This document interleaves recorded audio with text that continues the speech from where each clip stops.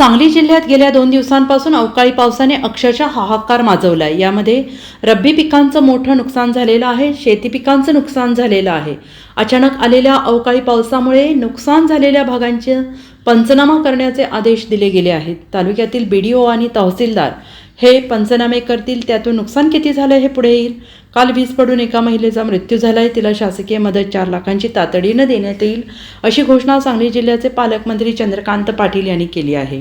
ते पत्रकारांशी बोलत होते।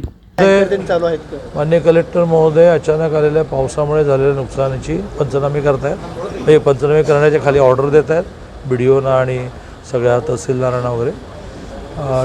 त्याच्यातून नुकसान किती झालं असं येईल।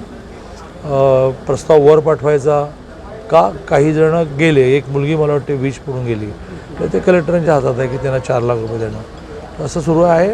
दुष्काळी परिस्थितीचा ह्या आठवड्यामध्ये जरा 31 मार्चची धावपळ सुरू आहे। निधी जो आपल्याला मिळाला आहे तो निधी सगळा संपला तर खूप गोष्टी मार्गी लागतील।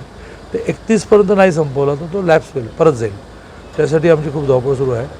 1 तारखेनंतर आम्ही दुष्काळाच्या जेव्हा खालून रिक्वायरमेंट मागायला सुरुवात केली, टँकर कुठे हवा आहे, चारा छावणी कुठे हवे आहे, हे सगळं सुरू आहे। गुरुजींनी सांगितलं Shivaji Maharaj. Bureau report SBN Marathi Sangli.